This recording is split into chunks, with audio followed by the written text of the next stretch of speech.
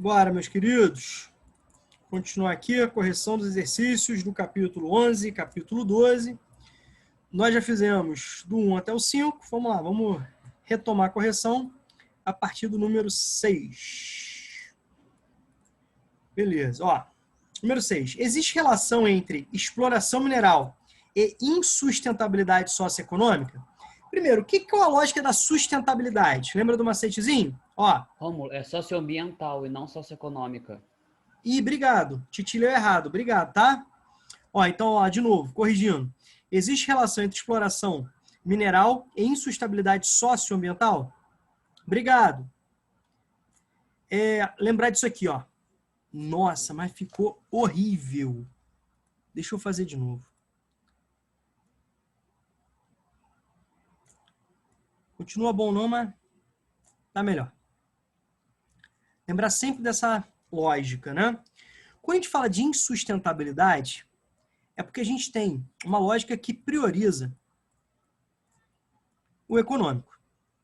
Se ele prioriza o econômico, ele deixa a segundo, terceiro, quarto plano, para a gente não falar de outras expressões, o social e o ambiental. Certo? Quando a gente fala de uma lógica de sustentabilidade, ela está aqui, ó, na integração dos interesses econômicos, sociais e ambientais, de forma a garantir para gerações futuras condições de sobrevivência. Tá bom? Beleza? Então, quando a gente fala de uma lógica insustentável, está dizendo o seguinte, que o homem está degradando o meio ambiente muito mais que a natureza consiga se recuperar, né? Muito mais que ela consiga aí se recuperar.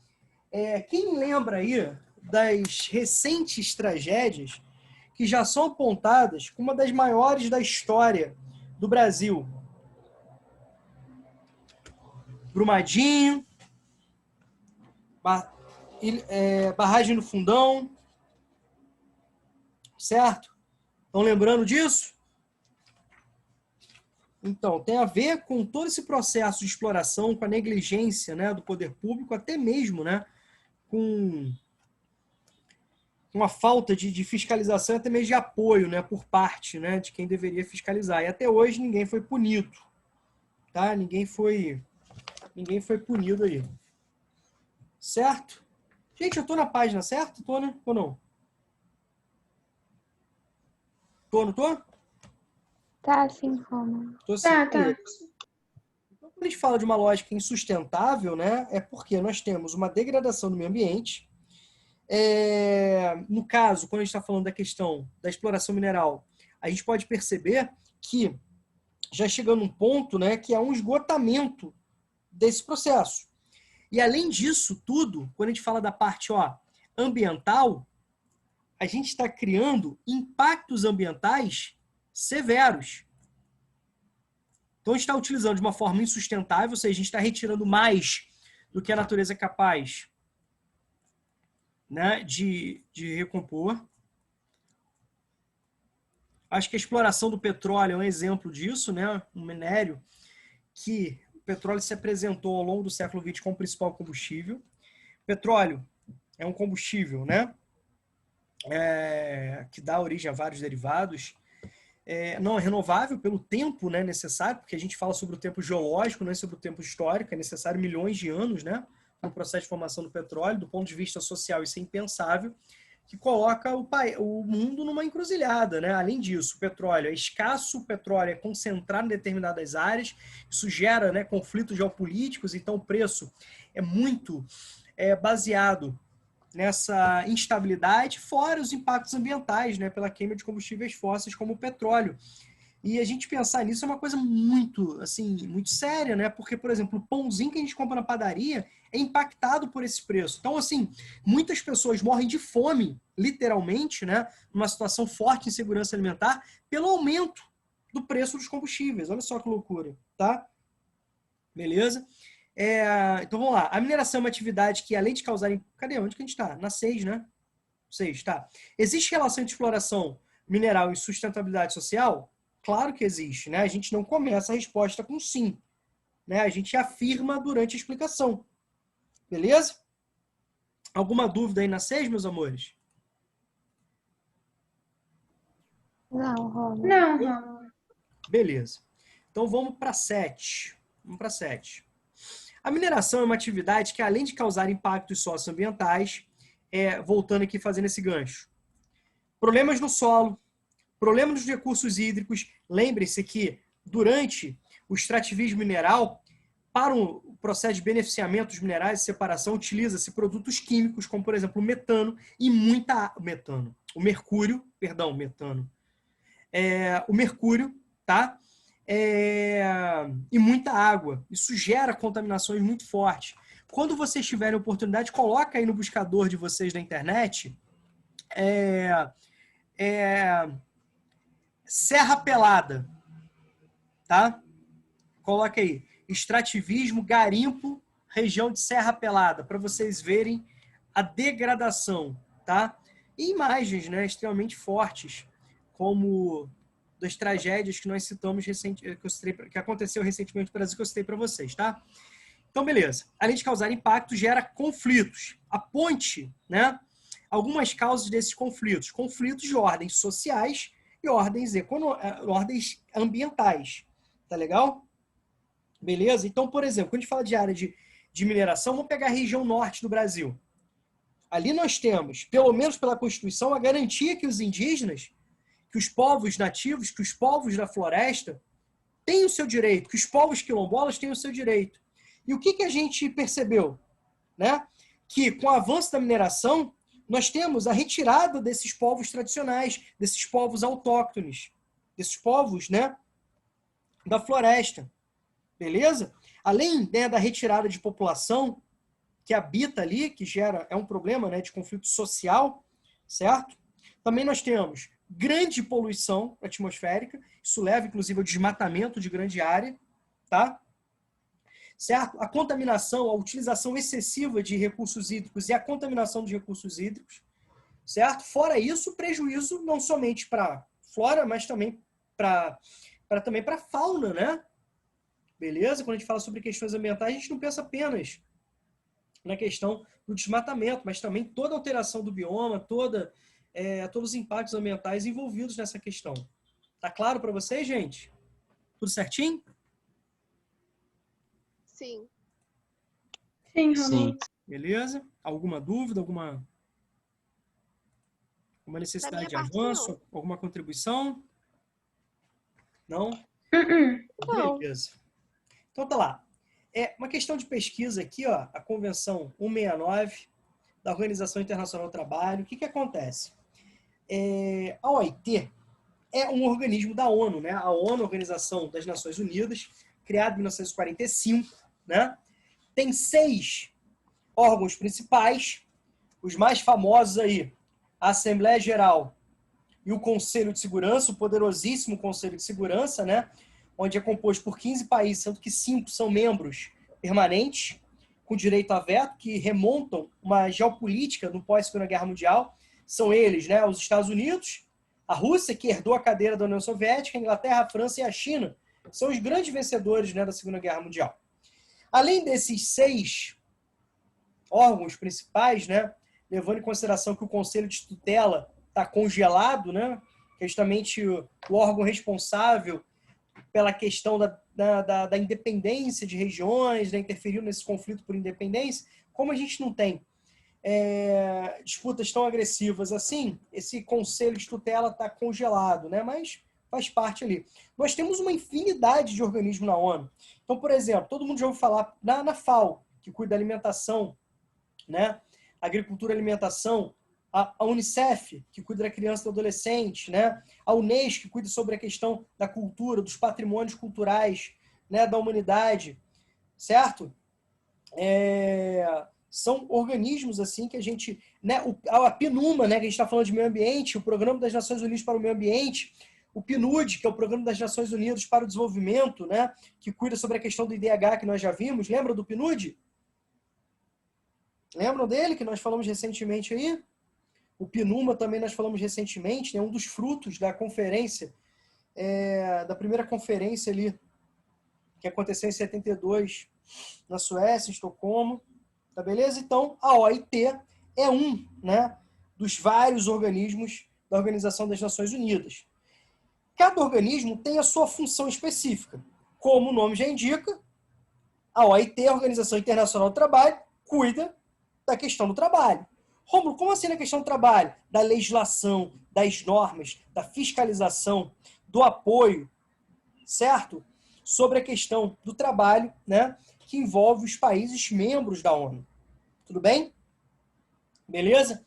Rômulo, essa convenção a Convenção 169, a Convenção 169.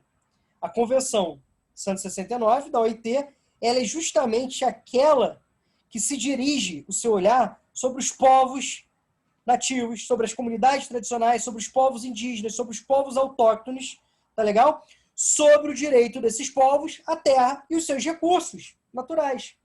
E é justamente isso que países como o Brasil estão fazendo, descumprindo as determinações da OIT. O Brasil hoje, infelizmente, é o país que mais desmata, que mais degrada, né, as suas florestas, com queimadas, desmatamento, tá? Olha a recente, né, situação das queimadas no Pantanal e em porções da Amazônia, tá legal? Mas não é somente na questão ambiental que o Brasil é negligente e o Brasil comete crime, mas também na questão social, inclusive passando por cima da sua Constituição. Como eu disse, a Constituição de 88, né, a atual Constituição, garante aos povos nativos o direito, né, da floresta, o direito a ter sua cultura respeitada, o direito de ter casa, ter condições de vida e de manutenção da sua cultura, dos seus, né, da sua tradição, da sua vida, dando continuidade, né? E o Brasil desrespeita não somente as determinações ambientais, mas também as determinações sociais, tais como a apresentada na Convenção 169 da OIT, que fala justamente sobre o direito, né, à terra e aos seus recursos por parte de povos tradicionais, povos indígenas, povos autóctones. Tudo bem, gente? Sim. Tudo tranquilo? Tudo em paz? Tudo em casa? Tudo. Sim. Beleza. Vamos lá. 9. Explique. Então, o verbo de comando está aqui, ó. Explicar, como foi o verbo de comando anterior, que eu esqueci de destacar para vocês. Vocês sabem que eu gosto, né, de chamar atenção para isso. O que é monopólio estatal? E se o México mantém o monopólio estatal em relação ao petróleo do seu território? Então, tá aqui. Primeiro, gente, nós temos aqui alguns conceitos importantes sobre o processo de concentração empresarial, de concentração econômica empresarial. Então, quando a gente fala, por exemplo, sobre monopólio,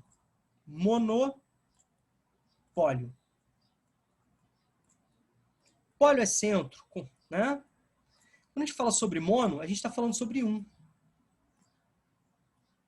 Tá? Você já deve ter ouvido falar também na palavra oligopólio. Oligopólio.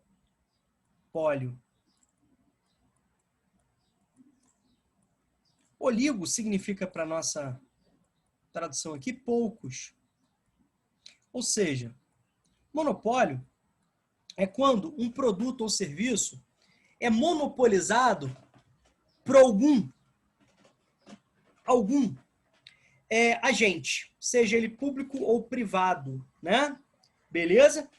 Então, por exemplo, a FAOL, a empresa de transporte público, que nós temos só, né, o rodoviário aí, transporte público em Nova Friburgo. Ela se configura como um monopólio, ou seja, só tem ela prestando esse serviço. A Energisa é um monopólio, só tem ela prestando esse serviço, né, de sistema de energia pública, tá? Quando a gente tem um monopólio, é muito complicado. Por quê? Monopólio privado, né, sem ser público. É muito complicado, porque a qualidade cai. O preço é elevadíssimo. Se a gente fala sobre a questão do transporte público, por exemplo, do Rio de Janeiro, São Paulo, grandes metrópoles, onde várias denúncias, irregularidades, desvios de verbas provocados por acordos, né, obscuros entre empresas, entre consórcios e os seus agentes, prefeitos, governadores, a população paga caro por um serviço pessimamente prestado. E essa é uma realidade planetária. Uma das grandes características, né, do capitalismo ao longo do século XX foi o aprofundamento da sua lógica de oligopolização econômica. É quando nós temos poucos indivíduos controlando muito. Anota uma dica aí para vocês fazerem uma pesquisa, fazendo um favor. Vocês vão colocar lá no buscador de vocês, no buscador da internet, mapa ilusão das escolhas. E vocês vão fazer uma pesquisa sobre essa imagem. Ali vocês vão perceber que apenas 10 grandes conglomerados econômicos controlam um percentual absurdo daquilo que a gente consome. Tá? Então, oligopólios é quando poucos controlam muito.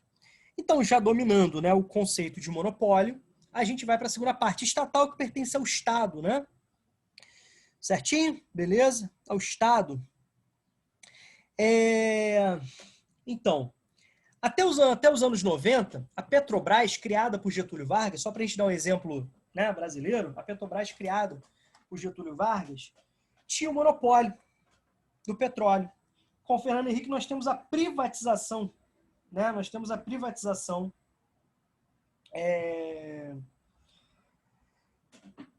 o início do fim do monopólio, o início da privatização da Petrobras, né? Ou seja, um avanço muito forte.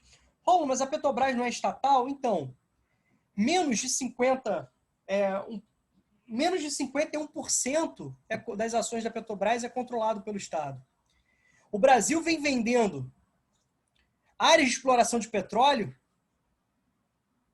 para as empresas internacionais por um volume de recursos que ela rende de lucro em um ano. Olha só que loucura.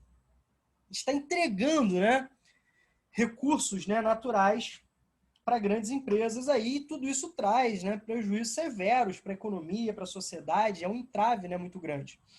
Tá certo? Mas vocês já entenderam o que significa o monopólio estatal, que eu dei exemplo para vocês da Petrobras, para ficar claro. Tudo bem?